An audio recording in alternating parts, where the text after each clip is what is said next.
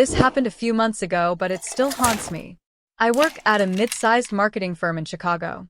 I'm usually pretty straight-laced, but I'd been trying to loosen up at work since I started getting some gentle feedback during reviews that I came off a little stiff. Not in a bad way, just that I was very formal and hard to read.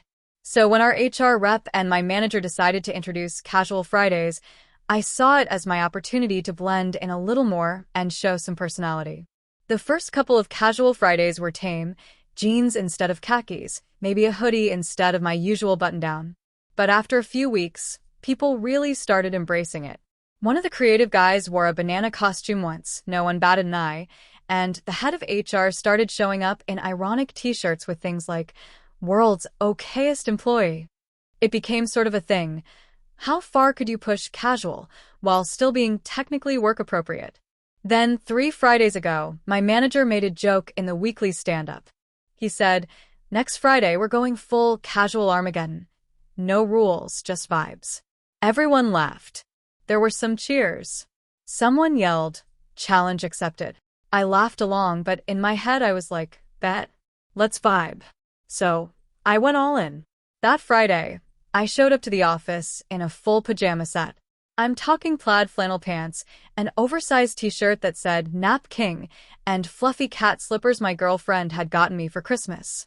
I even brought a pillow under my arm and strolled in holding a travel mug the size of a toddler. I thought it was hilarious. The front desk security guy gave me a slow nod, like respect. At first, people were amused. I got a few laughs, a lot of double takes. One of the interns high-fived me. I leaned fully into the bit. I slouched dramatically in my chair, fake yawned during meetings, and changed my Slack status to mentally on a mattress. I thought I was killing it. Then, at around 10:45 a.m., I got a calendar invite I wasn't expecting. Touch base with David R. That's our regional director. I'd only met him once, briefly, during onboarding. It was odd that he wanted to talk, but I figured it was something routine, maybe a check-in about Q2 goals or a new project pitch. I show up to the meeting room, and the second I walk in, I realize I have made a catastrophic error in judgment. David is sitting there in a sharp navy suit, flanked by 2 very professional-looking people I don't recognize, both in business attire. Everyone is stone-faced. I'm standing there looking like I sleep in a treehouse. The room goes silent. I freeze in the doorway. David looks up, blinks once, and says, "Mr. Ellis, thank you for joining us." I try to play it cool. I mumble something about embracing the spirit of Casual Friday and take a seat, clutching my pillow like a life preserver. David sighs and introduces the people next to him, a client relations VP from a massive account we've been trying to land for months, and her assistant. They were in the building for a surprise visit and had asked to sit in on a quick strategic brainstorm with our team. And I'm sitting there in cat slippers and pants that say snooze button equals life. The meeting goes on for 45 minutes. It is excruciating. Every time I shift, the slippers make a soft meow sound. They do that when you walk, I forgot about that, and one of the VPs visibly twitches. At one point, I leaned forward and my travel mug let out this obnoxiously loud slurp that echoed off the glass walls like a death knell for my career. David doesn't say a word about my appearance during the meeting, but you can feel the disappointment radiating off him like a space heater. The VP thanks us for our time, says something polite about how we seem like a fun team, and they leave. David then asks me to stay behind. He doesn't yell. He doesn't get angry, which somehow makes it worse. He just leans back and says, "So, Casual Friday." I start apologizing. Rambling, really. I try to explain the context, the joke, the vibe, but it's all unraveling in real time, and I know it. I finally just stop and say, "I'm sorry. I really thought it would be funny. I didn't know about the clients." David nods. Then he says, "Look, I get it. And I appreciate you trying to connect with the team more. But if you want to be taken seriously here, by clients, by leadership, you have to read the room. You need to find the line. Today, you missed it by a mile." He let me go with a warning and a very awkward fist bump that felt like a mercy kill. Since then, Casual Fridays have been slightly less casual. There's a memo now. A literal memo. I've become a cautionary tale. People still joke about it. Someone drew a cartoon of me in my cat slippers and stuck it on the fridge in the break room. HR made me their unofficial mascot for Professionalism Awareness Week. My girlfriend thinks the whole thing is hysterical and bought me a new mug that says "Client Ready" in giant sarcastic font. At least I learned something. When your boss says no rules, just vibes, maybe ask for clarification. If you enjoyed the video, don't forget to leave a like and subscribe to the channel. It helps the content grow and motivates me to create even more great videos. Turn on notifications so you don't miss any new uploads. By the way, I'm curious, when do you usually watch my videos? While working, studying, or just relaxing at home?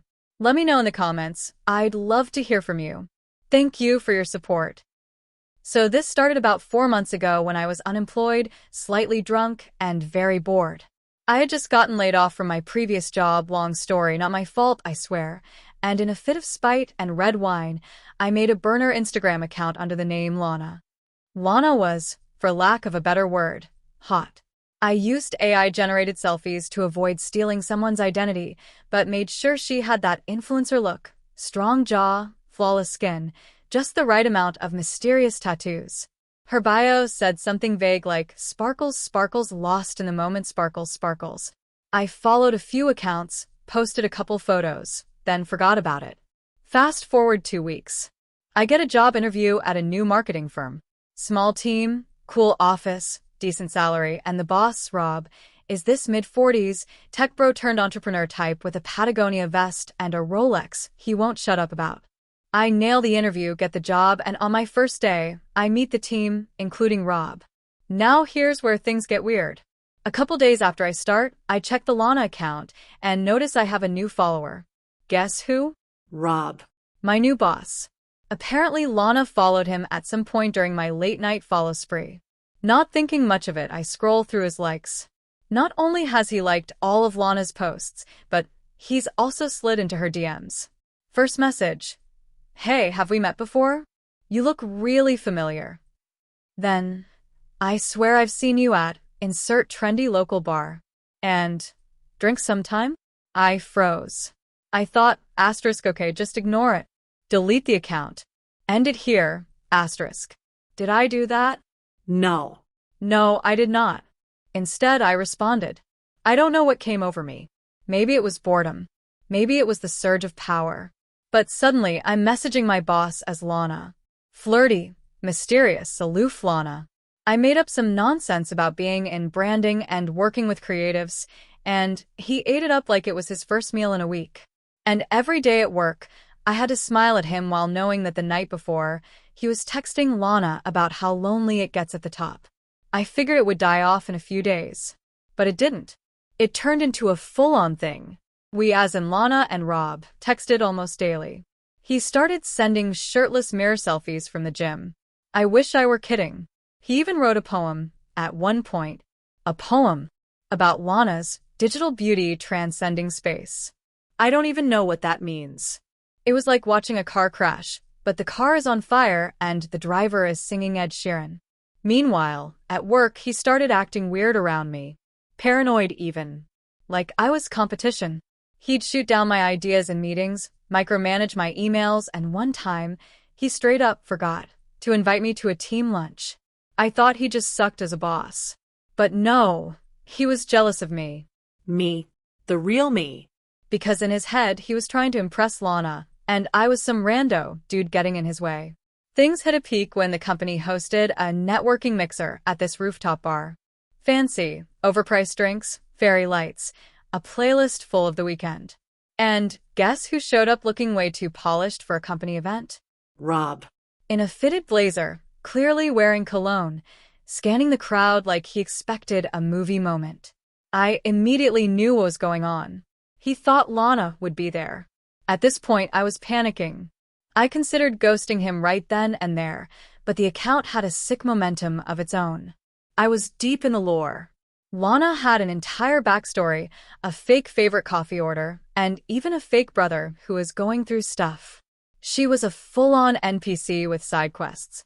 And Rob? He was emotionally invested.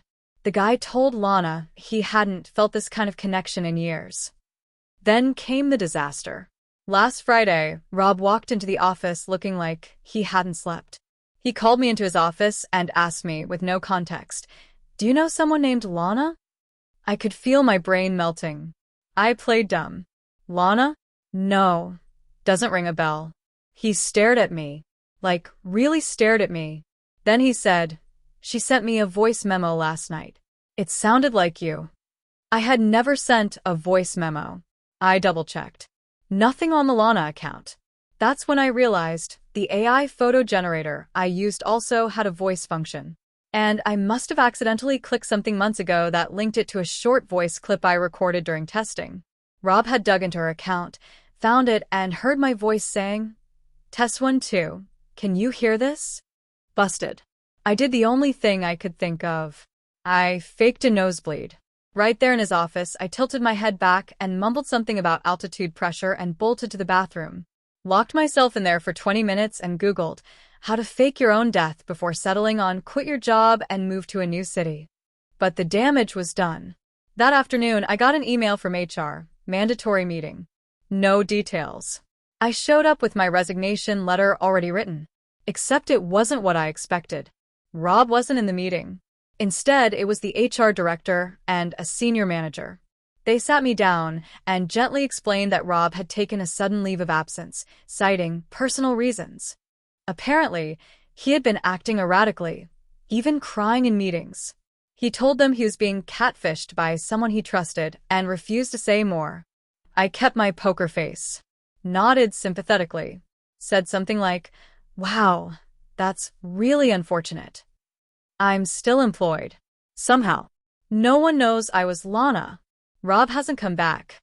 I've heard rumors he's at some silent retreat in Arizona finding himself. And me? I deleted the Lana account. Finally. But sometimes, late at night, I wonder what would have happened if I had shown up at that rooftop bar in a wig and heels just to watch his soul leave his body in real time. TIFU. Big time.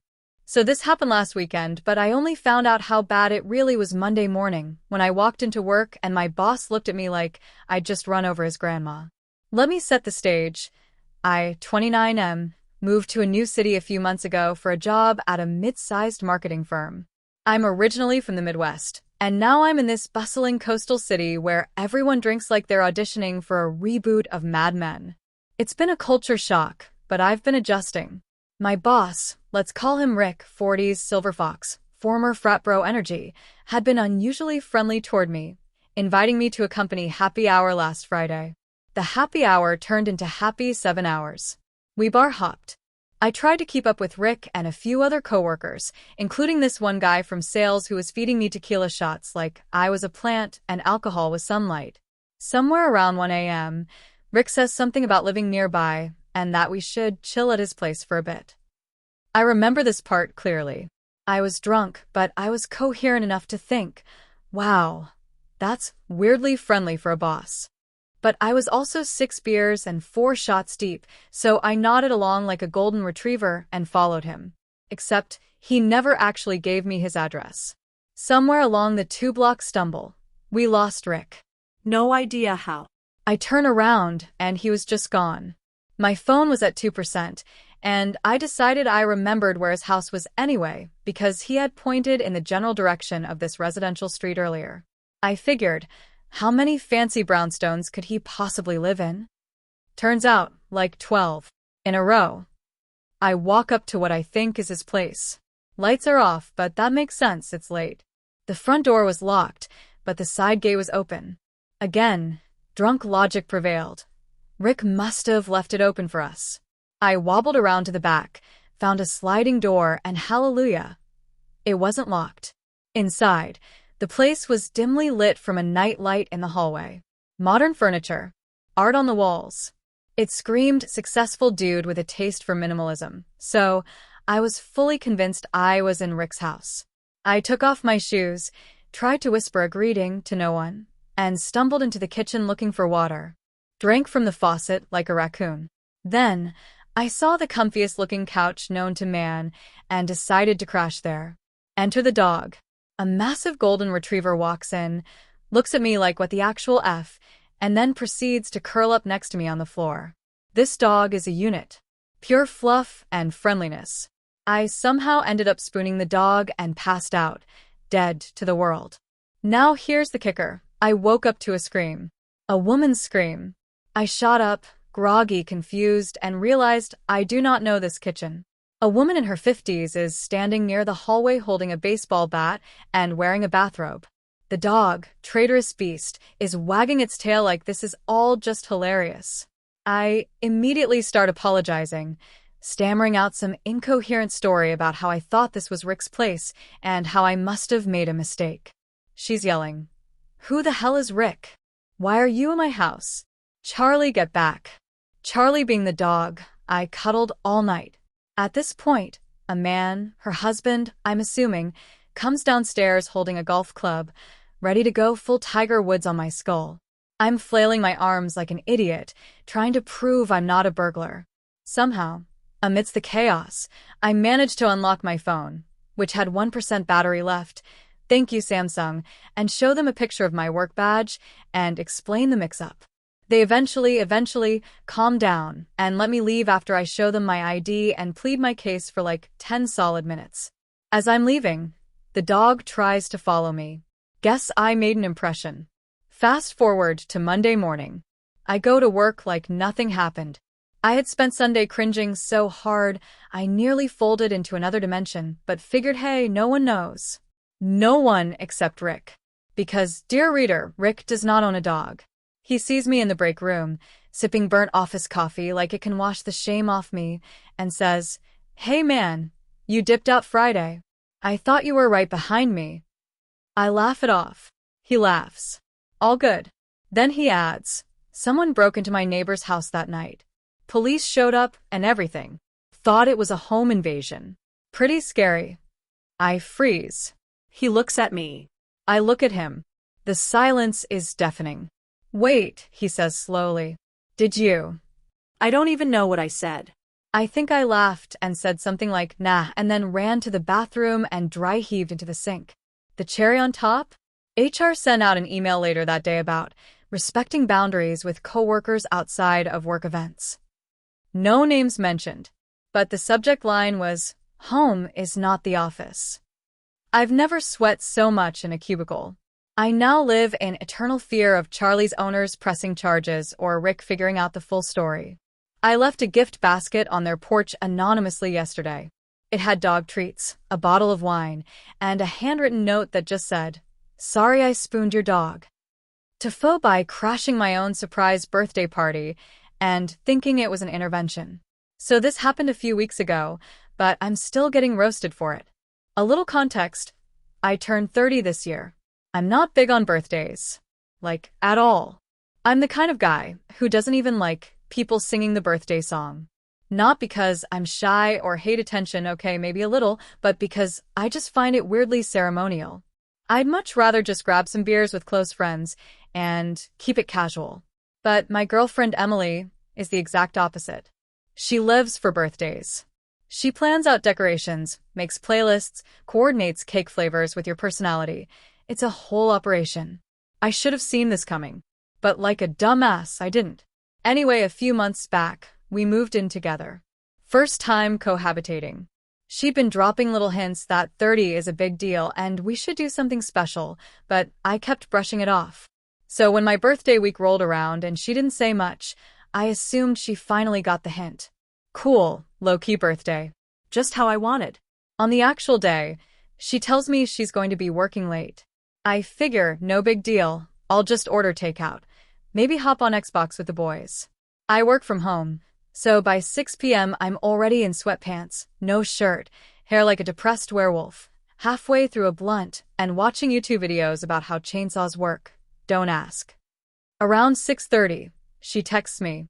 "Hey, I left something in the trunk of my car. Can you grab it for me real quick?" I'm like, sure, whatever. I throw on a hoodie, ***, no shirt underneath, ***. Mind you, slide into my Adidas slides and walk out front. That's when I notice her car isn't even in the driveway. I'm standing there, confused as hell, when suddenly the neighbor's garage door opens. Then the house across the street. Then, my house door opens behind me. One by one, a bunch of people start walking toward me. Some I recognize from work. Some are Emily's friends. Some I haven't seen since college. A couple of my cousins. They're all smiling, holding stuff. Someone's filming me. Now here's where the real screw-up begins. My brain, in its unprepared and moderately high state, completely malfunctions. For some reason, my first thought is not surprise party. Nope. Not even close. My first thought? This is an intervention. I don't know why. Maybe it was the fact that everyone looked so serious, or maybe my anxiety was doing parkour in my brain, but I convinced myself that Emily had coordinated an intervention for me. For what? I don't know. Weed? Lack of ambition? Leaving socks in the kitchen? Who the hell knows? So I panic. Instead of being grateful or excited, I do what any emotionally unstable man-child would do. I sprint back inside and slam the door shut like I'm escaping the feds. Now I'm pacing around the living room, shirtless, sweating, high, and spiraling. I start muttering to myself like, okay, play it cool. They just want to help. Be open. Be honest. I chug a glass of water like I'm prepping for a TED Talk, slap myself a few times to get in the zone. And finally, finally, I open the door and step outside again, prepared to face the music. Everyone yells, surprise. Confetti goes off. Music starts playing. Balloons fly. A Dirty 30 banner hangs from my neighbor's mailbox to my own. And I just stand there, blinking like an idiot. It takes me a solid 10 seconds to realize it's not an intervention. It's a birthday party. For me. A very thoughtful, well-organized surprise birthday party. You'd think that'd be the end of it. Nope. Because apparently when I ran inside, I left my phone unlocked on the couch mid-text. One of Emily's friends saw it and, curious, nosy, glanced at the screen. The last thing I had typed was, I think this is an intervention. Should I run? The group saw this before I came back outside. So they already knew I thought I was being cornered for my sins. The second I stepped onto the lawn, the crowd absolutely lost it. I was greeted with chants of intervention, and someone even threw a fake AA pamphlet at me. Emily was laughing so hard she couldn't speak for like 5 minutes. My mom, who had flown in for the party, said it was the most entertaining birthday she'd ever attended and asked if I was okay emotionally. My friends are still calling me intervention boy in our group chat. My boss, who somehow also got invited, thanks, Emily, gave me a week off to reflect on my decisions. I spent the rest of the party getting roasted on a spit. Someone brought out a makeshift intervention cake with a broken bong and Doritos drawn on it in frosting.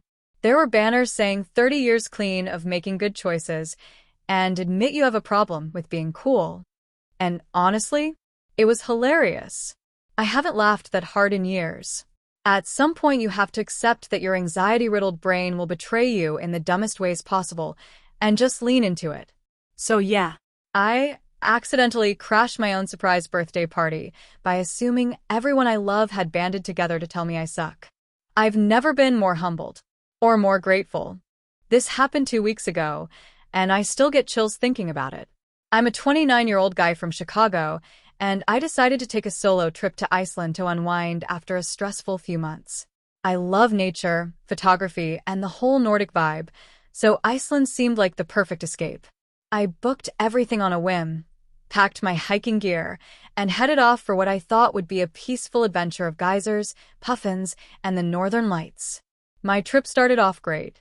I explored Reykjavik, ate fermented shark, hiked around Ingvellir, and even did one of those overpriced hot spring spas. Everything was scenic and quiet, just how I liked it. On my third day, I rented a 4x4 and drove out to this less touristy peninsula on the western coast where I'd heard you could catch some spectacular sunsets. The terrain was rugged and sparse, and cell service was spotty. I didn't care. I had downloaded maps and playlists and was vibing solo in the wilderness. I came across a small village that looked like it had maybe 50 residents total. It wasn't on my itinerary or any blog I'd read, but I was low on gas and figured I'd see if they had a station or at least someone who could direct me to one. The town was eerily quiet, almost like a movie set, but not in a threatening way, just calm. There were sheep roaming around and a few wooden houses painted in bright colors.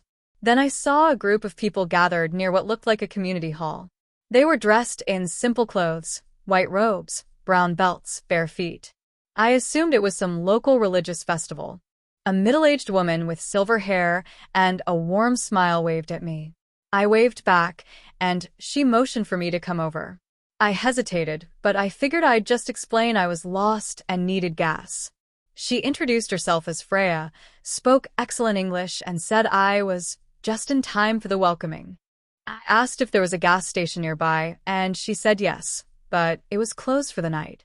She then invited me to stay for dinner and said there was a guest house I could sleep in. She promised they'd help me get gas first thing in the morning. At this point, I should have said thanks, but no thanks, and driven off. But I didn't. I was tired, hungry, and honestly a little intrigued. When in Iceland, right? So I followed her inside the hall. It was warm, dimly lit with candles, and smelled like baked bread and herbs. Everyone inside looked serene. A guy handed me a bowl of what turned out to be a hearty vegetable stew, and someone else gave me a cup of this sweet, earthy tea. I ate. I drank. Everyone was so chill and friendly. I kept thinking this was the Icelandic version of a church potluck or something. After dinner, they sang some hauntingly beautiful songs in Icelandic. The acoustics in the wooden hall made it sound like a cathedral. Then Freya stood up and started speaking. She switched to English for my benefit and welcomed me as our wandering brother from the land of noise. Everyone turned to me and smiled.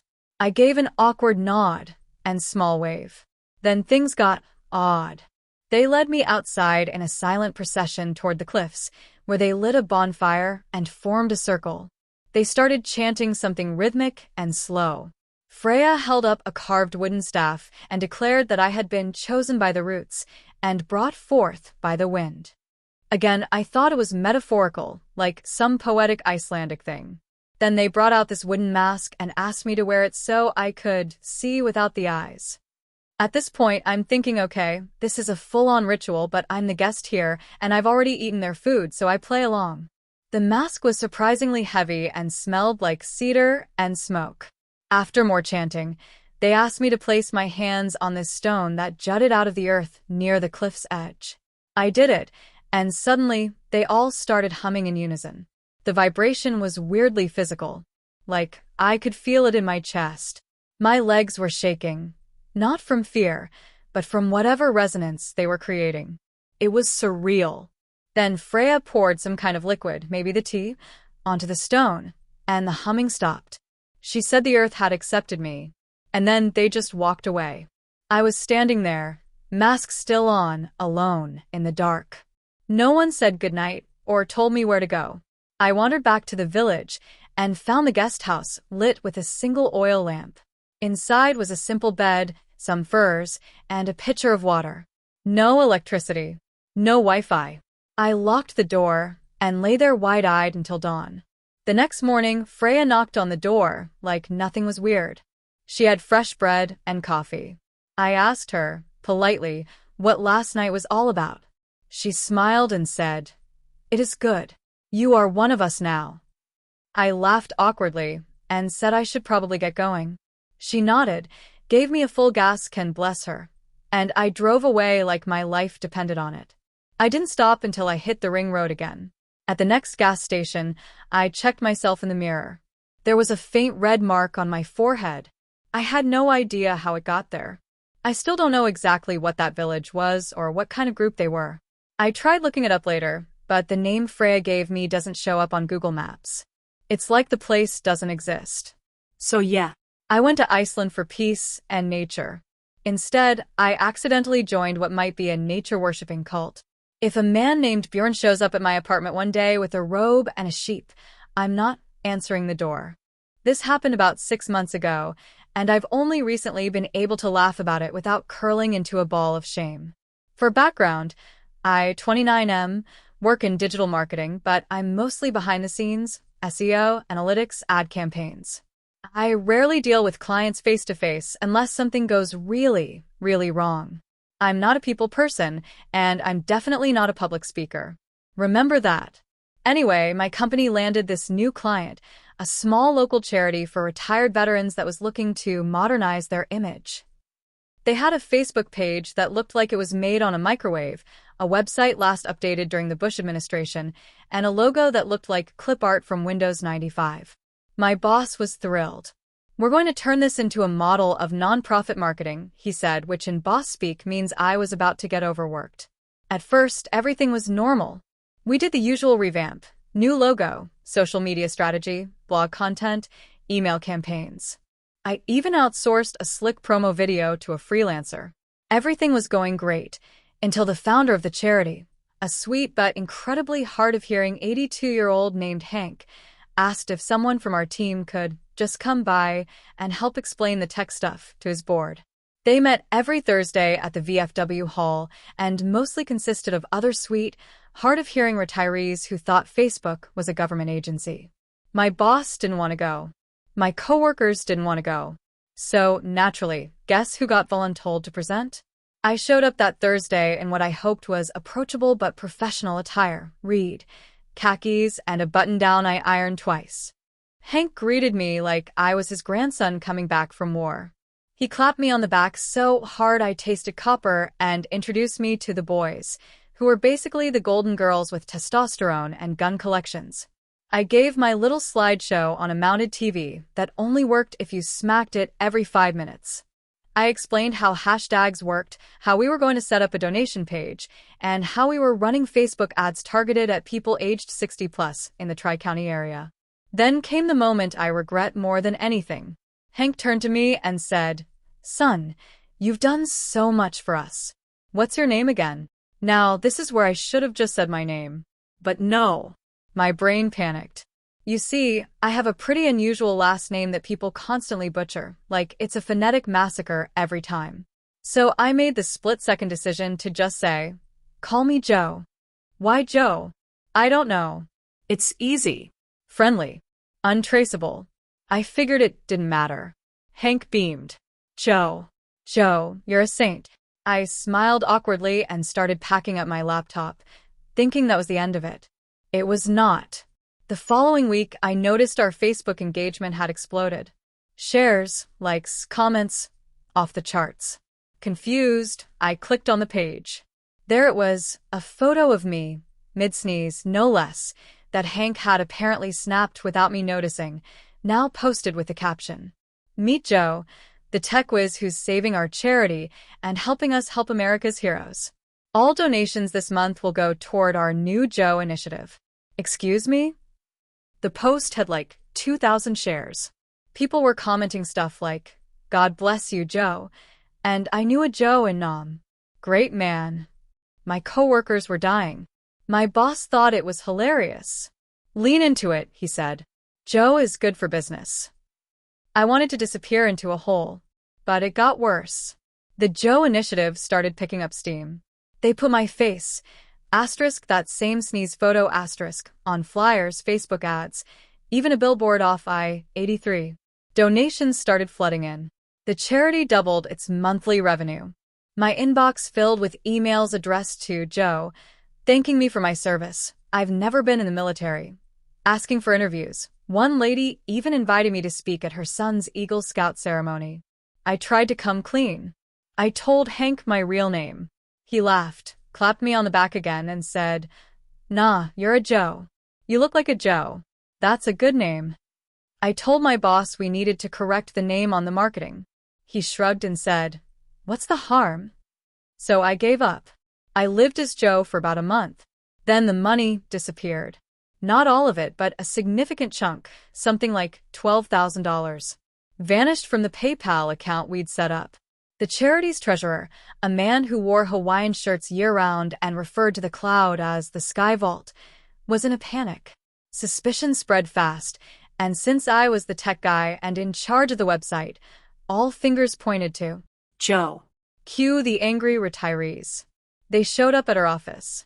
I'm talking 8 elderly men and women, storming in like the world's slowest SWAT team. One guy had a cane with a hidden flask. Another wore his Navy uniform. Hank looked betrayed. Joe, he said, how could you?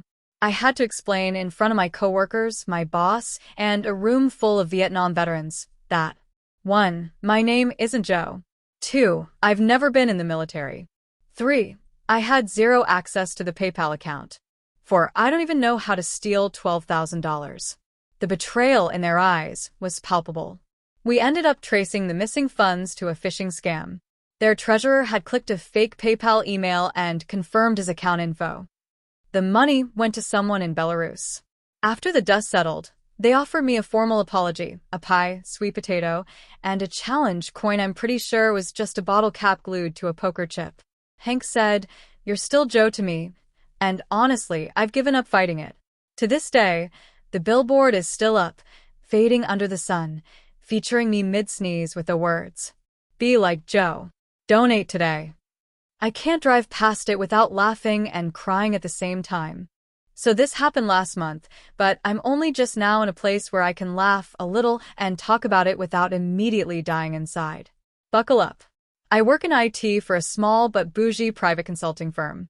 Think, espresso machine in the break room, mandatory Patagonia fleeces, and office dogs with better dental insurance than me. My boss, Jared, yes, that's his real name because screw Jared, is the kind of guy who wears a smartwatch to monitor his heart rate while meditating and once said out loud, "I just vibe better with artisan eggs." Anyway, Jared and his influencer wife were flying to Bali for 2 weeks. Their usual house sitter bailed last minute. I had just helped Jared recover some files from his laptop after he dumped green tea on it during a deep manifestation moment, so I guess I was in his good books. He offered me $700, plus whatever I could find in his organic pantry, to stay at his fancy house in the suburbs and take care of their SBHYNX cat named Chardonnay. Now, I'm not a cat person. I'm barely a pet person. But rent's high, $700 is $700, and I thought, how bad can it be? Famous last words. The house itself was insane. Like, open-concept nightmare with minimalist chairs that look cool but feel like sitting on judgment. It had a pool that I wasn't allowed to use, a voice-activated espresso machine, and a fridge full of things I couldn't pronounce. Chardonnay was, well, naked. Which I know is normal for a SBHYNX cat, but still off-putting. She had the vibe of an angry old librarian who just found out you're returning a book with water damage. Anyway, things were okay for the first 3 days. I fed her freeze-dried quail bits, turned on her anxiety diffuser. Yes, really, and she mostly ignored me except to scream at 3 a.m. like she was summoning ancient spirits. Then came day 4. I woke up to silence, which was weird because usually around 6 a.m. she'd yowl like a banshee until I got up. I checked her usual spots, the vegan banana leaf bed, the heated tile corner, her tiny hammock mounted on the wall. Nothing. She was gone. Panic set in. I checked every inch of the house, opened every cabinet, under every sofa. No luck. I tore through the garden, shaking a tin of her quail bits like a lunatic. I even climbed the neighbor's fence thinking maybe she escaped somehow. I had one last option. I checked the security cameras. Jared had a whole system rigged up, of course, his own personal NSA setup. I found the footage from about 2 a.m. What I saw made my stomach drop. There, in grainy night vision, was me. Sleepwalking. Apparently, I've been known to do it under stress. I watched in horror as my zombie self shuffled into the laundry room, opened the dryer, and placed a very confused Chardonnay inside a duffel bag. Then, like a nightmare version of Dora the Explorer, I just walked out the front door. The footage cut out for a bit after that. I had no memory of any of this. I freaked out and ran to my car. In the trunk, the duffel bag. I opened it, fully expecting to find, I don't even know, a ghost? The scorched remains of a cat? A court summons? But no, inside, curled up on top of an old hoodie, was Chardonnay. Alive. Pissed. But alive. I gingerly brought her back inside. She hissed at me like I was the devil himself and retreated into her anxiety dome, basically a $200 felt cave. I considered calling Jared, but what do you even say? Hey man, I unknowingly abducted your nudist demon cat in my sleep, but she's cool now. No way. I decided to keep this between me, Chardonnay, and God. But the universe wasn't done with me. Fast forward to day 10. I had been walking on eggshells, triple-checking doors, and sleeping with oven mitts on just in case. Then Jared's wife texted me. Hey, hope everything's going great. Just wondering if you could send a pic of Chardonnay? We miss her little alien face. I panicked. I hadn't taken a single photo, and Chardonnay had made it her personal mission to vanish whenever I so much as glanced at my phone. Still, I tried. I spent 2 hours crawling after her like I was in some twisted version of Pokemon Snap. Finally, I caught her perched on the windowsill, looking like an uncooked chicken plotting a murder. Snap. Sent. No reply. A few hours later, Jared called. Hey, quick thing, he said, way too casually. That picture of Chardonnay, are you sure that's her? Cue the longest silence of my life. What? So, funny thing, he said, with that tone rich people use when they think something horrible is adorable. That's not Chardonnay.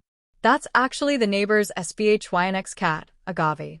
You can tell because Agave has this little scar on her ear. See it? I looked. I saw. I died inside. I had accidentally switched cats. At some point during my frantic search post-sleepwalk, I must have opened the back door, seen a nearly identical naked gremlin cat on the patio, and assumed it was mine. I had the wrong cat. Chardonnay was missing. It turned into a neighborhood-wide search. I had to explain to Jared and his wife, over FaceTime, how I'd apparently kidnapped the wrong SBHYNX. They were surprisingly chill about it, which made it worse somehow. Jared even said, "This is such a you thing." Like, bro. After 2 tense days, a different neighbor, the one 3 houses down, texted Jared saying they'd found a cat in their sauna, just hanging out like a furless emperor. It was, blessedly, actually Chardonnay, alive and judging. We made the swap. Agave went back home. Her owner was not chill, and Chardonnay returned to her anxiety dome with a new layer of disdain. When Jared and his wife came back, I was paid in full and told, kindly but firmly, that I would never be asked to house sit again. I'm now known at work as Catnapper Carl. I don't even correct them anymore. The worst part? I still don't know how I opened the trunk in my sleep. So this happened about 4 months ago, and I'm only just now coming to terms with the level of absolute destruction I caused in a 12-second accidental voice message. To set the scene, I, 33M, have been going to therapy for a little over a year. Mostly to work on communication issues, anxiety, and because, frankly, marriage was starting to feel like a minefield. My wife, 32F, let's call her Jenna, is a wonderful person. Kind, smart, but very type A. Her love language is planning. She schedules things like affection, like Sunday night foot rubs or Wednesday spaghetti night, which is adorable until you're exhausted or, God forbid, want to switch things up. That sparks chaos. Anyway, therapy was my way of venting some of this. It helped. My therapist, Dr. Reed, is chill. Older guy. Wears sweater vests. Kind of gives off retired spy turned life coach energy. We text sometimes to confirm appointments, and I've sent voice messages before when I'm mid-mini panic attack or just need to dump thoughts faster than typing allows. Which brings us to the message. It was mid-December. I was already in the thick of pre-Christmas anxiety. Jenna was going full Santa's CEO mode. There was a spreadsheet with color codes for gifts. She had Google Docs for dinner prep. We weren't allowed to get the tree until it passed her symmetry check. I love her, I do, but she turns into a full-on drill sergeant around holidays. On this particular day, we were driving to her parents' house for an early Christmas dinner. They do it a week early because her sister works in healthcare and always works actual Christmas. I had just spent 3 hours stuffing mushroom caps with goat cheese while listening to Jenna lecture me about how I fold the napkins wrong. I was on edge.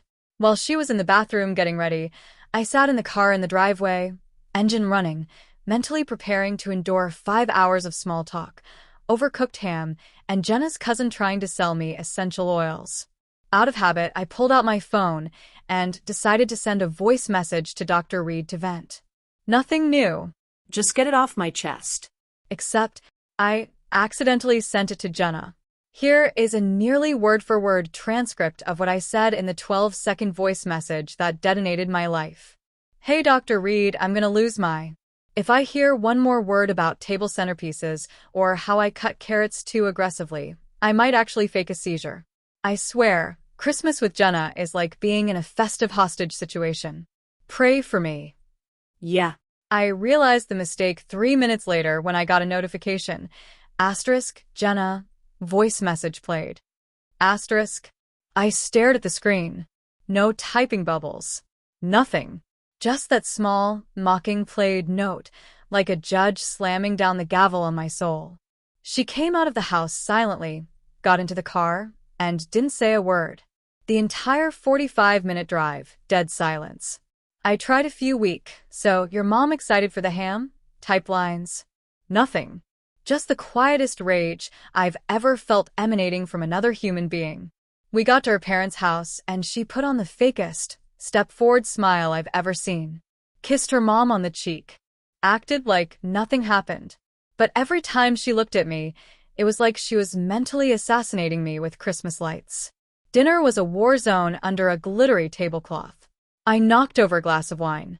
Her cousin did try to sell me essential oils, and Jenna actually muttered, "Maybe try lavender for your hatred of holiday cheer."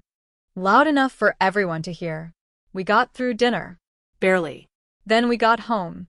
She didn't yell. She didn't cry. She just opened her laptop and printed out a schedule labeled Solo Holiday Plans, my name, and handed it to me. I spent Christmas alone, eating Chinese takeout and watching Die Hard while contemplating if this was my villain origin story. The weeks that followed were tense. Therapy doubled. I groveled. She cried. I cried. We yelled. We hugged. She admitted she'd been going overboard and not listening to my needs. I admitted calling our marriage a festive hostage situation was unhelpful. We're working through it. Slowly. But here's the kicker. A few weeks ago, Jenna showed me something. She had saved the voice message. She made it into a TikTok. Added subtitles. Put it over a montage of holiday chaos footage from our house. Her yelling at the cat for stepping on wrapping paper, me looking dead inside next to a pile of ornaments, etc. It went insanely viral. The top comment? This man deserves peace. Second top comment? Festive hostage situation is my new band name. So yeah. I guess I accidentally became a meme. Jenna thinks it's hilarious now. She even got us matching Christmas sweaters that say Festive Hostage and Decor Dictator. But yeah, that's how a 12-second voice message meant for my therapist ended up nearly ending my marriage, ruining a ham dinner, and turning me into a reluctant holiday influencer. Happy holidays. Hey, friends. If you enjoy this content, don't forget to like the video and share your thoughts in the comments. We really want to know what you like and what can be improved. What do you think of the video? Are there any topics you'd like to see in future videos? Your feedback really helps us get better. Thanks for being with us. TIFU in a way that still makes me want to move to a new country, change my name, and become a goat herder in the Alps. For context, I work in a medium-sized marketing agency. It's not Google, but it's big enough to have a structure, a strictish HR department, and enough office politics to power a telenovela. My boss, Dana, is this super smart, intimidatingly put-together woman in her 40s who's all about boundaries and professionalism. She's the kind of person who drinks black coffee, walks fast, and uses phrases like circle back and touch base with alarming frequency. Now, I've been dating my girlfriend, Mia, for about 2 years. We're both in our late 20s, and we live apart but see each other a few times a week. Last week was our anniversary, and I decided to make her something sweet and a little spicy. A video. A private video. Not full-on adult film levels, but just a sexy, flirtatious, kind of artsy montage of me doing suggestive things, saying some very personal stuff, and wearing not a lot of clothing. Before you judge me too hard, this isn't something I normally do. But we'd joked about it before, and I thought it'd be a funny and endearing surprise. I set the mood with candles, dim lights, and soft music. I filmed a few clips, edited it all together, added a goofy but sultry voiceover, and titled it Happy Anniversary Love. I finished editing it around 1 a.m. on a Sunday night. I was half asleep, slightly wine-buzzed, and very proud of myself. I uploaded the video to Google Drive, intending to send the link to Mia in the morning. Now here's where I screwed up. Monday morning rolls around, and I'm in full work mode. I had a report due for Dana, one of those high-level project wrap-ups with analytics and client feedback. I zipped everything into a folder, uploaded it to Drive, and wrote out a polite little email to Dana with the subject, Q1 campaign recap, complete report attached. I go to insert the link to the folder, and here's where my tired brain did the unthinkable. Instead of grabbing the link to the work folder, I grabbed the link to the video. I didn't double-check it. I didn't preview it. I didn't even think about it. I just pasted the Drive link, hit send, and moved on. About 10 minutes later, I get a reply from Dana. Hey, just open the file. Is this part of the presentation? My stomach dropped like a rock off a cliff. I looked at my sent folder, clicked the link, and there I was, on her screen, shirtless, holding a rose in my teeth, whispering, "Happy anniversary, baby. Hope you're ready for dessert later." I have never felt my soul leave my body so quickly. I panicked. Full, sweaty, heart-pounding panic. I yanked the link offline immediately and started typing an apology so fast I could barely see the screen. I must have rewritten it 10 times. Dana, I am so incredibly sorry. That link was meant for someone else and was added by mistake. It was absolutely unintentional and completely inappropriate. I take full responsibility and understand the seriousness of this. I'm mortified. Her reply came quickly. It just said, "Let's meet at 10. It was 9:17. I spent the next 43 minutes pacing, practicing explanations, contemplating faking my death, Googling how to disappear without a trace. I considered texting Mia, but decided I needed to survive the next hour first. I walked into Dana's office like I was heading to my execution. She had the video paused on her monitor. Thank God it wasn't playing. She didn't look angry, just stunned, like someone who'd just watched a dog play piano and then recite Shakespeare. We had a very awkward, very professional conversation. She said she believed it was a genuine mistake, but that HR would need to be informed and that I'd probably need to take a training course on digital communication and data sensitivity. Then she said, for what it's worth, it was very well produced. Nice lighting. I didn't know whether to thank her or melt into the floor. HR was surprisingly cool about it, all things considered. I had to write an incident report, go through a virtual seminar on workplace boundaries, and I received an official written warning. But I didn't lose my job, which still feels like a miracle. Mia, for her part, thought it was hilarious. So, your boss got a sneak preview of your seductive chef routine? She said between fits of laughter. Was it the whipped cream part? I did not answer. The joke hasn't died at work, either. One of my coworkers asked me if I'd be adding romantic videography to my skill set in the next team bio update. I told him if he didn't stop, I'd send him the video too. So yeah. That's how I accidentally sent my very personal, borderline NSFW love letter to my boss in place of a Q1 report. On the plus side, I double-check every Drive link now. TIFU by hiding in my girlfriend's closet to surprise her and discovering way more than I bargained for. So this happened a couple of weeks ago, but I'm still recovering emotionally and haven't had the nerve to tell anyone in real life. Which is why I'm here. I'm not proud, but maybe someone can learn from my stupidity. My girlfriend, let's call her Rachel, and I have been together for about 8 months. Things were going really well. The kind of send each other dumb memes during work, and we have a shared Spotify playlist. Well, she's quirky, creative, super smart, and just weird enough to match my weird.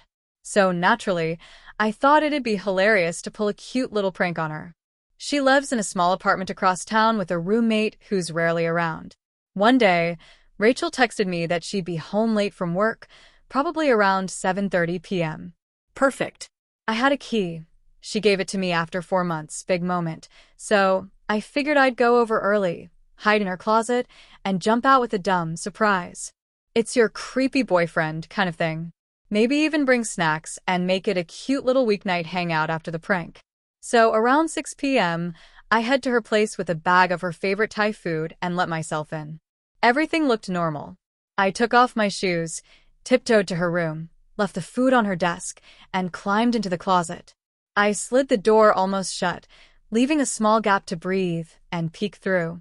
Just enough to not feel like I was suffocating in there. The first sign that something was off came about 20 minutes later.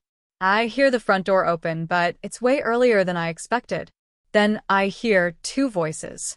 One is definitely Rachel's. The other is a guy's. My heart starts pounding because I realize I've accidentally set myself up for a sitcom-level disaster. I'm thinking, okay, maybe it's just a coworker or her cousin or something. Totally innocent. But then they start talking. Laughing. The kind of laughing you do when you're really into someone. I'm cringing so hard in the dark that my spine might fuse.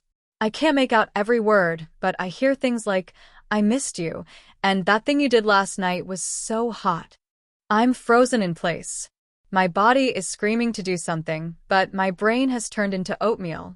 I'm just sitting there, holding my breath in a stranger's clothes jungle, realizing I'm about to witness the absolute worst thing in the world. Rachel and this guy walk into the room. She's giggling. He says something like, "Are you sure your roommate's gone?" And she says, "She's gone all weekend. We've got time." Then they start kissing. I'm paralyzed. I can't move.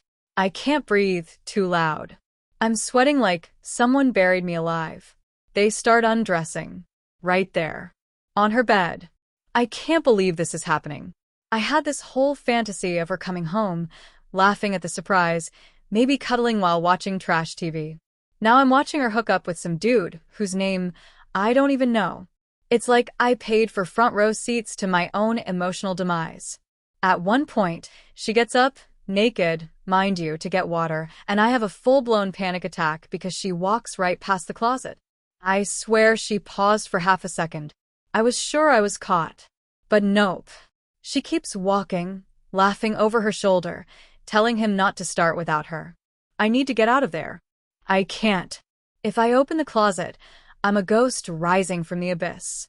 If I wait, I'm stuck hearing noises that will haunt my soul forever. I consider calling her phone from inside the closet to scare them, or faking a loud thump to break up the situation, but I can't bring myself to do anything. Eventually, after what feels like an eternity of emotional waterboarding, they fall asleep. It's past midnight. I'm still in the closet. Knees cramped. Throat dry. I consider sneaking out, but the bedroom door is closed and squeaks like hell. So I do the only thing my panicked, exhausted, heartbroken brain can think of. I sleep there. In the closet. Like some kind of Victorian ghost bride. Curled up next to her laundry basket. I wake up around 5 a.m. They're still passed out. I hear soft snoring. I gently, oh so gently, slide the closet door open. I tiptoe like my life depends on it. I grab my shoes in one hand, and the bag of now cold Thai food in the other, and slip out the front door like a thief of my own dignity. Once I'm outside, I sit in my car in complete silence for 20 minutes. Just staring at the dashboard, trying to make sense of what just happened. I never confronted her. Not directly. I went no contact. Blocked her on everything. Changed my Netflix password. Ghosted like I never existed. She sent a couple of confused texts, then gave up. I assume she thought I had a mental breakdown, and maybe I did. Honestly, I still can't decide if I was more heartbroken or just traumatized by how bad her taste in men turned out to be. Like, come on, Rachel. That guy called your cat little homie. Moral of the story? Don't hide in your partner's closet. Surprises are for birthdays, not existential crises. Also, if you think you're in a rom-com, double-check that you're not in a horror movie instead. TIFU by accidentally joining a cult while trying to impress a girl I liked. So this all happened a couple years ago, but I think I've finally processed enough of it to talk about it without cringing so hard I implode. I was 25, single, and just moved to a new city for work. I didn't know anyone and was trying to be social, so I did what every millennial does when they want to meet new people. I signed up for Meetup and Bumble. I matched with this girl named Maya. Her profile said she was into hiking, photography, and spiritual exploration. In hindsight, I should have paid more attention to that last part. Anyway, we messaged a bit, and she seemed super smart, funny, and down to earth. Also very cute. We decided to meet up for coffee. We hit it off pretty well, and I was eager to keep the momentum going. A few days later, she texted me saying she was going to this group meditation event and asked if I wanted to come. My brain immediately went, cute girl? Spiritual, but not, like, weirdly so? I can sit quietly for 90 minutes. Sure, let's go. The event was in this massive Victorian-style house about 40 minutes from downtown. It looked like someone had inherited their grandma's estate and decided to make it into a yoga retreat or something. There were about 25 people there, all super friendly and weirdly calm, like NPR hosts who'd been microdosing mushrooms. The session started off innocently enough. Some breathing exercises, a bit of chanting, which I found a little odd but figured was just part of the whole Zen thing. Then came the guided meditation. The guy leading it, he introduced himself as Master Eli, started talking about releasing the shackles of the ego and melting into the oneness of the infinite bloom. It sounded like every third word was pulled from a jar labeled mystical adjective soup. Still, I kept my eyes closed, trying not to overthink it. It got weird when people started making strange sounds. One woman was sobbing softly. Another guy let out a primal scream. Someone began speaking what sounded like a made-up language. When I peeked one eye open, Maya had both arms raised and was swaying like a tree in a storm. I probably should have left then, but I didn't. Afterward, they served vegan stew and herbal tea. People were sitting on cushions, talking in circles about vibrational alignment and cosmic contracts. Maya looked genuinely blissful, so I tried to match her vibe. I nodded a lot. I said, wow, that's deep, a few times. Someone asked me what drew me to the path, and I panicked and said, I've just been really looking for, like, something real, which made them all nod sagely like I had just recited the Tao Te Ching. Before I left, Master Eli came up to me and said, you have an old soul. I can tell. You're meant for more than the machine. Then, he handed me a pamphlet. Reader, I took that pamphlet. Over the next few weeks, I kept going to these sessions. Not because I believed any of it. I was mostly there for Maya. But over time, something strange happened. I started enjoying it. Not the cosmic nonsense, but the people were kind, and for someone new to the city, it felt good to be included. Plus, they had incredible lentil curry. Eventually, Maya invited me to a weekend retreat up in the woods. I assumed it was like a yoga camp or a silent meditation thing. I was so wrong. First red flag. We had to surrender our phones. Second red flag. They loaded us into vans with blackout curtains. Third red flag. The first thing I saw when we got to the camp was a massive wooden effigy labeled, the Vessel of Transformation. That weekend was a blur of weird rituals, bonfire confessionals, and something called spirit cleansing, which involved standing naked in a creek while a woman named Aurora hit me with a bouquet of herbs and whispered affirmations in my ear. The worst part? I started to think this was all somehow good for me, that I'd found a tribe, or whatever nonsense they were selling. I was meditating. I was journaling. I was getting enough sleep. Was this what enlightenment felt like? Then Sunday night hit. Master Eli gathered everyone around the effigy and told us we were going to do the unbinding. I had no idea what that meant, but everyone seemed very serious. We all had to wear white robes. They passed around something they called sacred cacao, which tasted like hot chocolate laced with gasoline. 30 minutes later, everything was melting. The trees were breathing. Someone's laugh sounded like a tuba filled with bees. I had apparently been dosed with something. People were crying, hugging, confessing their deepest traumas to the night sky.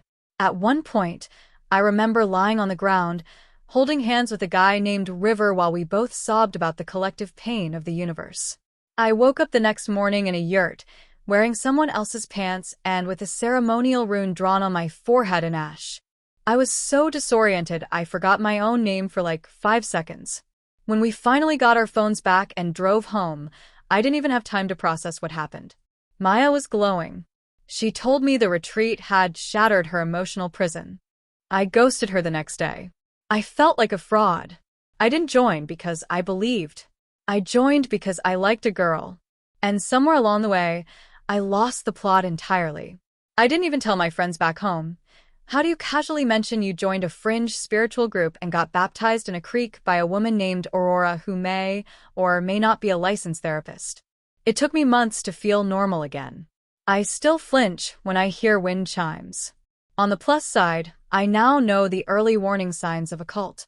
And I'm dating someone who thinks meditation is 10 minutes of silence and not a full-on spiritual exorcism in the woods. But yeah, That's the story of how I joined a cult by accident, trying to impress a girl. And to this day, I still have no idea whose pants those were. TIFU, or technically a few days ago, but I just now have enough fingers working again to type this properly. So, I own a small catering business. Not glamorous, but it pays the bills, and we just expanded to a new facility that includes our first ever proper walk-in freezer. This thing is huge. Pristine. Stainless steel. 2 fans, backup generator, whole 9 yards. I was irrationally proud of it, like it was my weirdly cold child. Anyway, we had it installed over the weekend, and Monday morning, I decided to organize it myself before the staff came in. Label the shelves, stack the proteins, check the temperature settings, and make sure the sensors were logging data to our system properly. No biggie. Now, this freezer came with an internal emergency latch.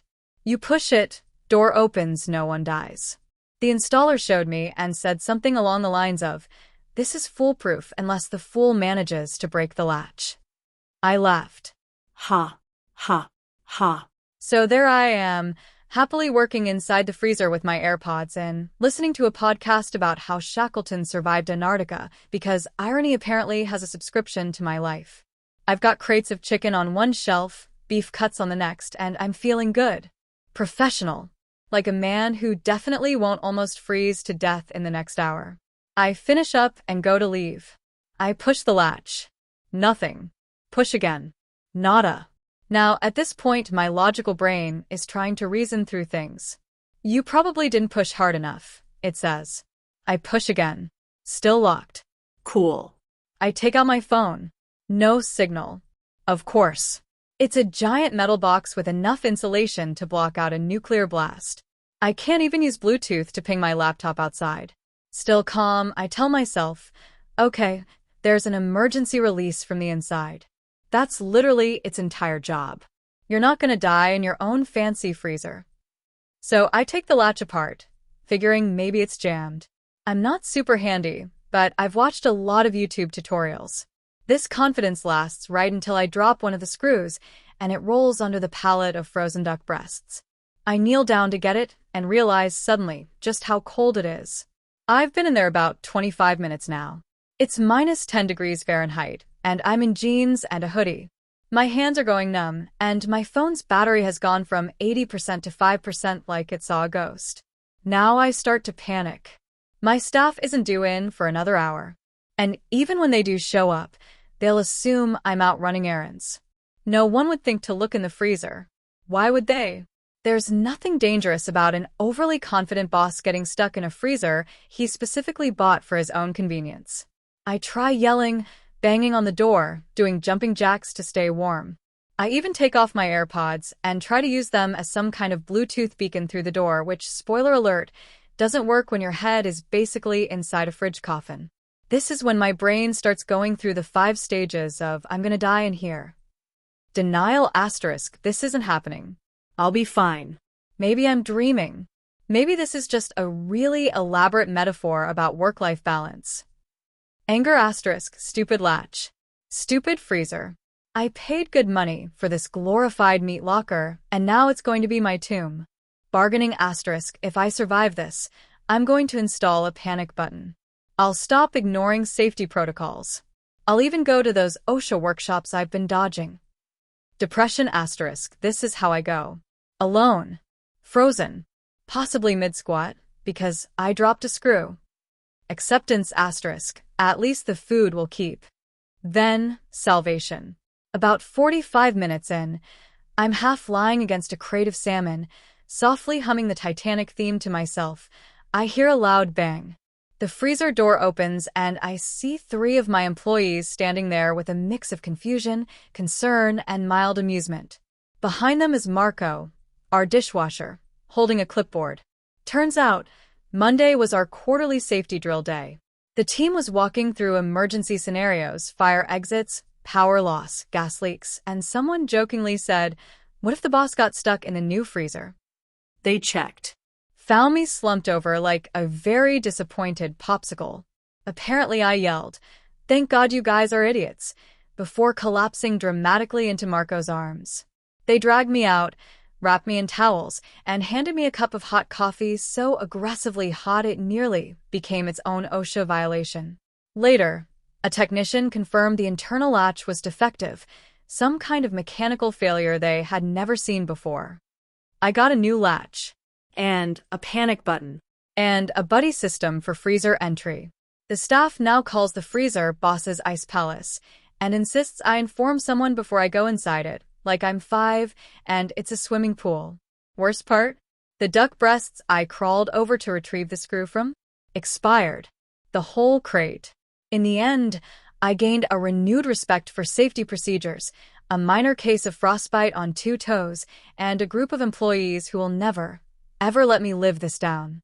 So this happened about 2 months ago, but the fallout is still haunting me like a ghost with a grudge.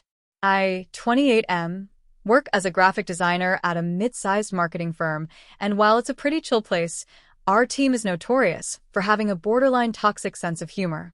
We roast each other constantly, meme every tiny office drama, and have a private Slack channel literally called #TheBurnWard for jokes that should probably be illegal.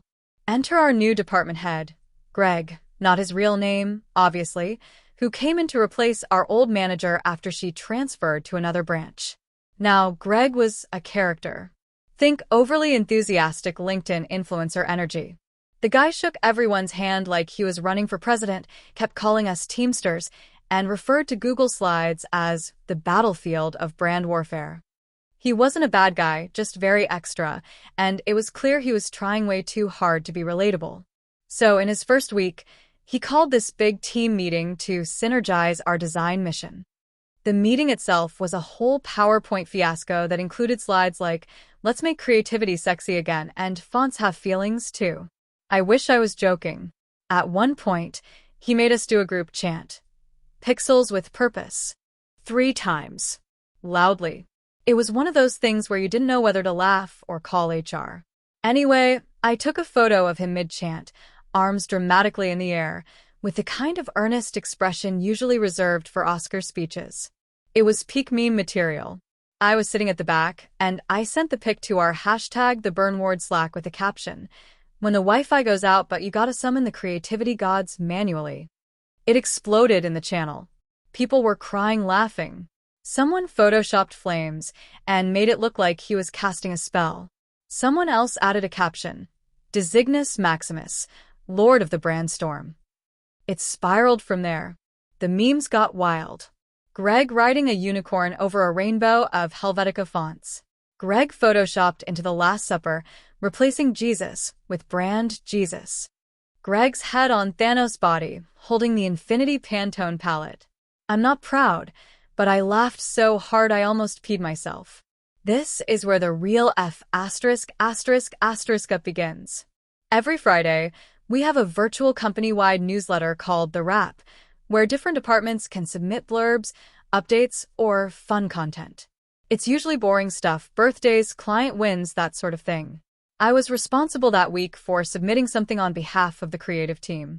In my rush, I threw together a collage of our team bonding moments, mostly random photos from that week.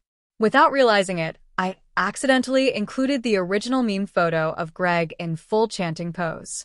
Worse, I didn't just submit it to the Wrap. I somehow sent the unedited collage that included a few meme versions too. It gets emailed to everyone, executives, HR, clients on internal distro lists, everyone. I didn't notice until Monday morning when I walked in to find people huddled around computers laughing their asses off. My stomach dropped. Our receptionist stopped me and said, "You did Greg dirty, bro." I ran to my desk, opened the email, and there it was. Page 2. A beautifully organized, high-res grid of meme Greg in all his glory, including Lord of the Brandstorm and Brand Jesus. Cue the longest, coldest, most soul-evaporating silence I've ever known. I was freaking out. HR called me in within an hour. Greg was there. He had printed the meme sheet. Printed it, I wanted to melt into the floor. I was ready to pack my stuff. But to my absolute shock, Greg looked at me and said, "So, I've gone viral." He laughed. Genuinely laughed. He said it was the most passion he's seen from the team and that it showed how engaged we are creatively. HR was less amused, told me to be more mindful of content. But Greg? The man leaned into it. Hard. He started referencing the memes in meetings, called himself Brand Jesus during a client pitch, changed his Slack profile pic to the chant photo, created his own meme template and sent it to the team, asking us to remix his brand aura. It somehow became this weird inside joke that brought the team closer, and now Greg's this bizarre cult figure within the company. The worst part? Our clients love it. One of them literally asked if he could get a branded meme in the Greg style. My accidental meme ended up on our internal branding doc as an example of organic engagement. But here's the kicker. Last week, we had a quarterly all-hands meeting and the CEO, who rarely speaks directly to mid-level staff, said we could all use a little more brand Jesus energy. I wanted to die. Right there. On the Zoom call. So yeah, I'm the guy who accidentally memed his boss into becoming a self-aware corporate mascot. And every time I look at our Slack notifications and see his little profile pic, arms raised like a messiah of marketing, I remember the moment I ruined and saved my career at the same time. TIFU by getting mistaken for a fugitive while trying to surprise my girlfriend with a proposal in the woods. So this happened 2 weekends ago, and I'm just now starting to be able to laugh about it. I've told a few friends who were dying at how stupid it was, so I figured the internet might enjoy my pain too. For some context, I, 29M, have been dating my girlfriend, 28F, for about 5 years.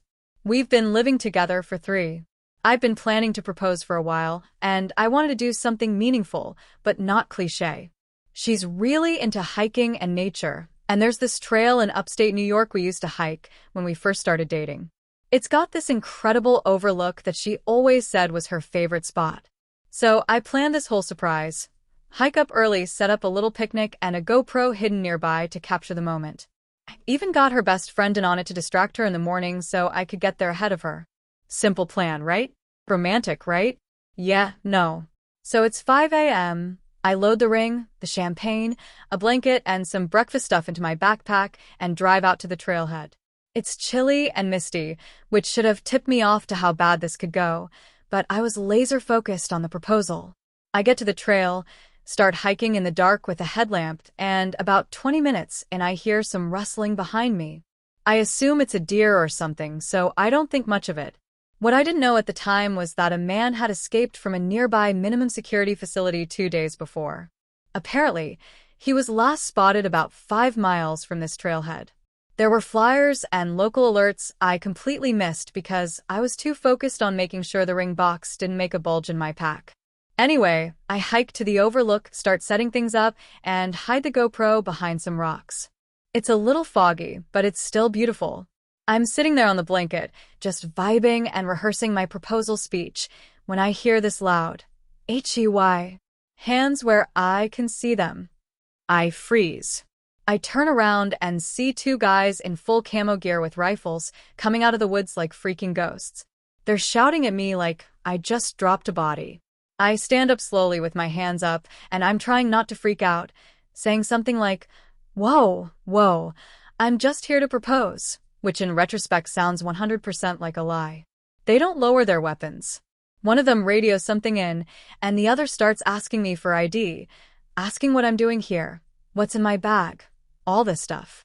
I try to explain that I'm waiting for my girlfriend, that I'm proposing, that there's a ring in the bag and champagne, and not a weapon or whatever they think it is. They don't believe me at all. Then they open the bag. Now, here's where I need to admit something important. I didn't put the ring in a normal box. I had it in this small wooden puzzle box she once gave me as a cute callback.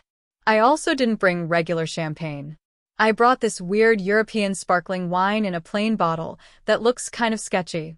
Oh, and the blanket? It was army green. And the headlamp I wore? Black tactical style. I realize now, looking back, I looked like a very calm, Well-prepared escapee just vibing at a cliff. They cuff me. Yes. Full-on zip ties. They tell me they have to wait for local police to ID me because I match a description. I'm trying to stay calm and not lose my mind because the ring is just sitting there next to a croissant like an idiot. To make matters worse, my girlfriend is on the way up the trail. I texted her earlier to come meet me at the usual spot. She's about 10 minutes away.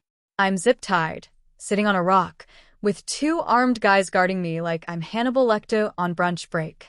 I beg them to let me call her, to at least tell her not to come up scared. They say no. So I just sit there and wait. 10 minutes later, I hear footsteps and my girlfriend appears. She sees me tied up, the wine bottle, the gear, and she screams. Like murder scream. The agents rush to calm her down, and she starts yelling at them, saying, "He's proposing. What the F*** are you doing?" One of the guys gets visibly uncomfortable and finally radios again. A few minutes later, a sheriff's deputy shows up and finally confirms I am not the escaped inmate, who apparently is 5 feet 10 inches and 160 pounds. I'm 6 feet 2 inches and 200, but I guess we both have beards and intense eyebrows. Whatever that means. They cut me loose and start apologizing, kind of, but mostly just trying to get the hell out of there. My girlfriend is shaking and crying, and I'm humiliated and furious, but trying to keep it together because, well, I still want to propose. So, here's the kicker. Once they're gone and we're alone, I sit her down, pull the ring out of the box, and start my speech. I barely get through "I love you" before a hawk, like a literal hawk, swoops down and tries to snatch the croissant out of her hand. She freaks out, the croissant goes flying, and the ring, gets knocked out of my hand and starts rolling toward the edge of the overlook. I lunge, full body tackle, and catch it right before it rolls off a 200-foot drop. I'm lying flat on my stomach with the ring clenched in my fist like Gollum after a bender. Girlfriend is now laughing hysterically. I scramble back to the blanket, dirt all over me, scratches on my arms, and I just say, "Will you marry me before something else tries to kill us?" She says yes. So yeah. That's how I proposed. With zip ties, armed agents, a fugitive look-alike situation, and an attempted croissant theft by Hawk. We're telling everyone it was very memorable, which is the nicest possible way to put it. TIFU. Like, deeply. This happened a couple weeks ago, and the shame is still a warm flush every time I remember it. I was on a solo trip through Italy, Florence to be exact, and this all began because I was trying to impress a girl. As all great catastrophes do. I'd met her at a hostel bar the first night I arrived. Her name was Elise, she was from New Zealand, and she had the kind of laugh that made you feel like you just earned a gold star from the universe. We were drinking cheap red wine and swapping ridiculous travel stories, and somewhere between me bragging about how good I was at pretending accents and her giggling uncontrollably, I slipped into a posh, over-the-top British accent and said, "I could probably lead a bloody tour around the city, honestly. These blokes just make it up half the time." She challenged me. Dared me, really. "You wouldn't," she said, eyes dancing. "Go on then. Tomorrow. Lead a tour. Full commitment." Now, I could have just said no. But I've always been just the right mix of stupid and show-off to make things go very wrong. So, I agreed. I told her I'd meet her at the big steps outside the Basilica at 10 a.m. sharp, ready to lead a full tour of Florence. She said she'd be there with friends. I spent half the night Googling random facts about Florence. Medici family, Brunelleschi's dome, Ponte Vecchio, some fake Da Vinci trivia for flair. I was determined to make it funny, like a parody tour. A little improv, a little drama, lots of outrageous fake history. Maybe she'd think I was hilarious. Maybe we'd end up drinking wine by the river at sunset. Here's where it goes off the rails. I show up at the steps, in full character. Blazer over a wrinkled shirt, sunglasses, holding a tourist map like a prop. Elise is there with 4 friends. Cool.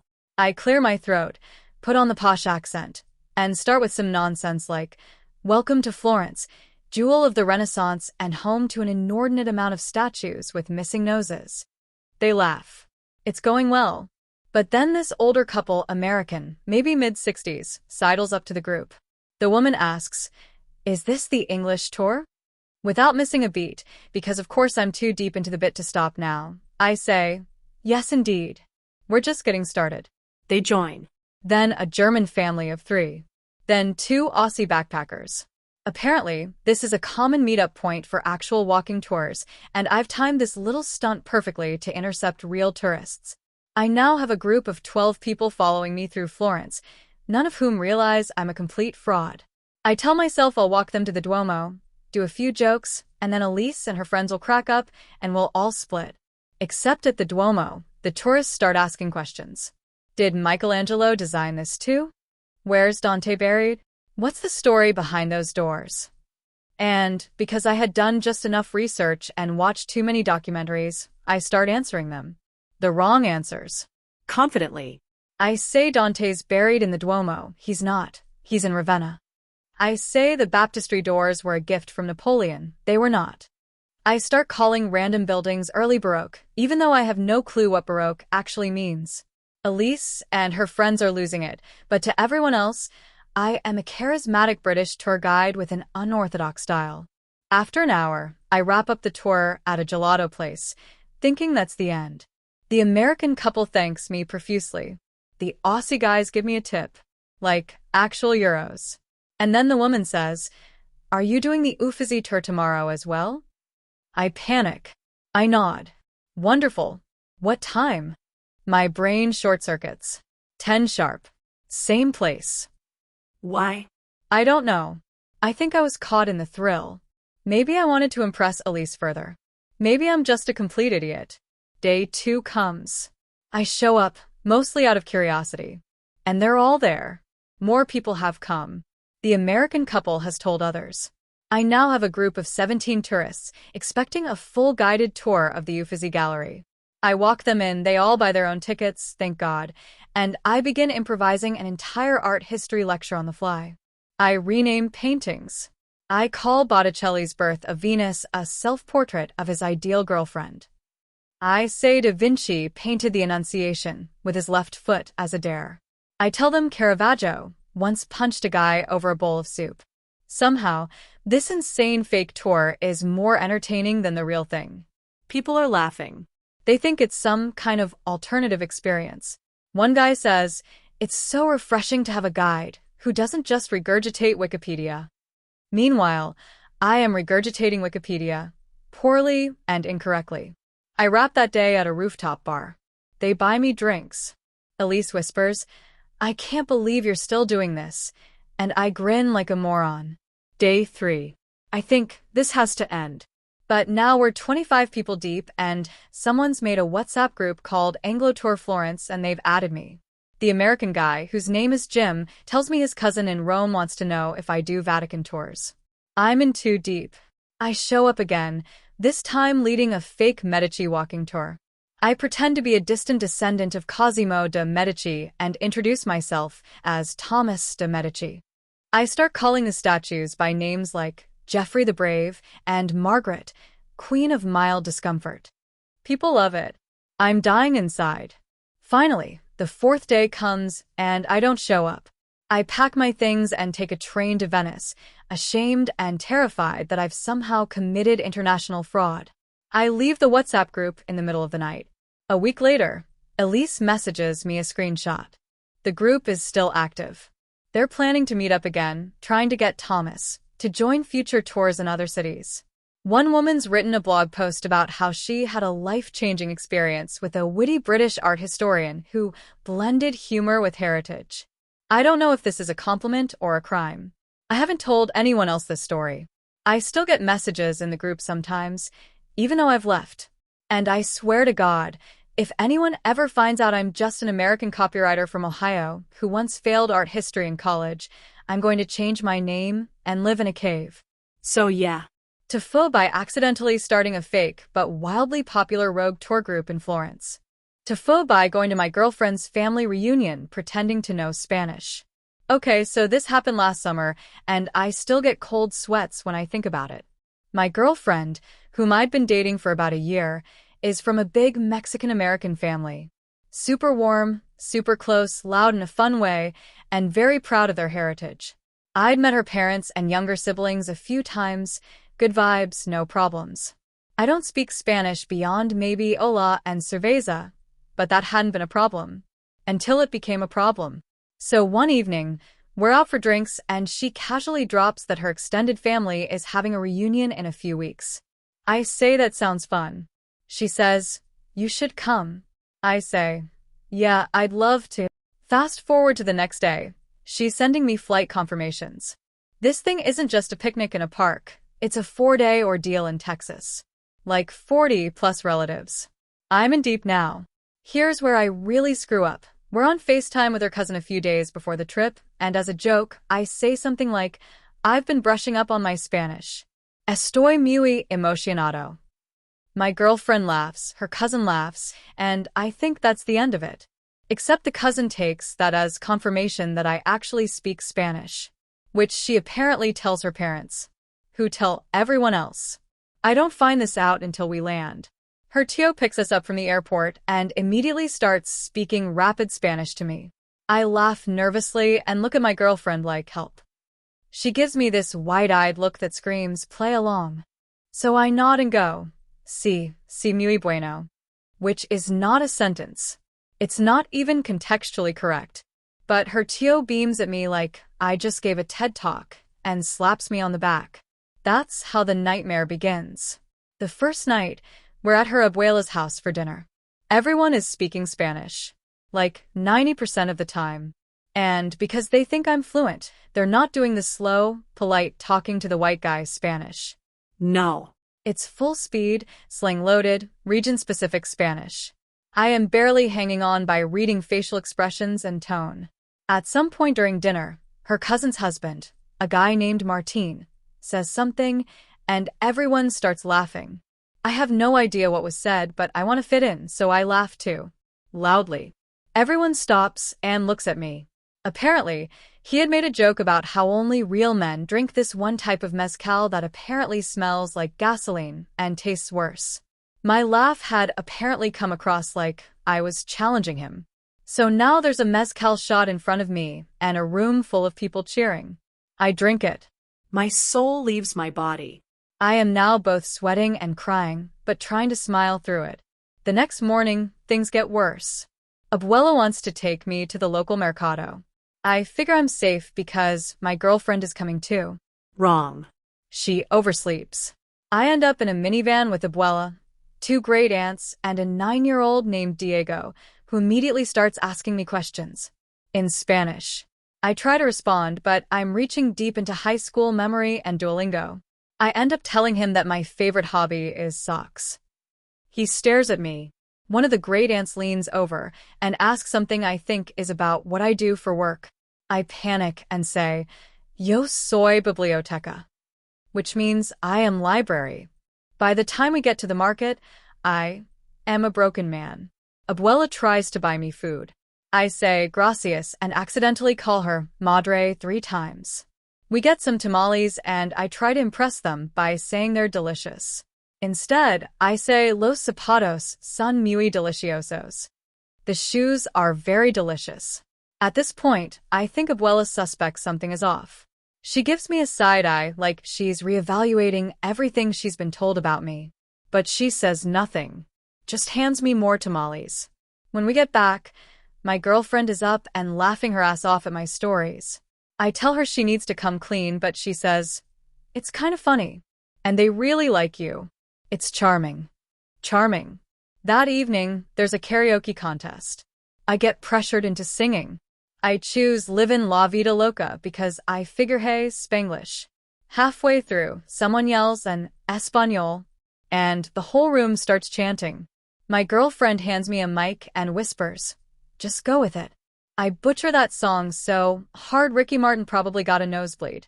I'm making up words, throwing in fake Spanish that sounds like I'm having a stroke. Everyone is laughing. I think it's a good sign. It is not. The final straw comes the last night. There's a game. Like charades, but more intense. I get paired with Diego. It's our turn. He says a word, and I'm supposed to act it out. The word is cerdo. I think it means deer. So I start prancing around the room like Bambi. Diego is screaming. Everyone is screaming. Turns out cerdo means pig. I trotted like a majestic forest animal for 45 seconds before realizing I was supposed to be a pig. That night, Abuela pulls my girlfriend aside and tells her, in Spanish, that I might have a learning disability, but she respects my confidence. My girlfriend finally confesses. There's a moment of silence, and then the entire family bursts out laughing. Apparently, I'm now the stuff of legend. They gave me a nickname, El Toro Blanco. The White Bull. No one will explain what it means. We're still together. And I'm now learning Spanish. For real. Out of love, shame, and survival. Thank you for watching until the end. If you enjoyed this video, don't forget to like and subscribe to the channel so you won't miss new videos. Also, leave a comment. I'd love to hear your thoughts. Your support and engagement mean a lot to me. See you in the next video.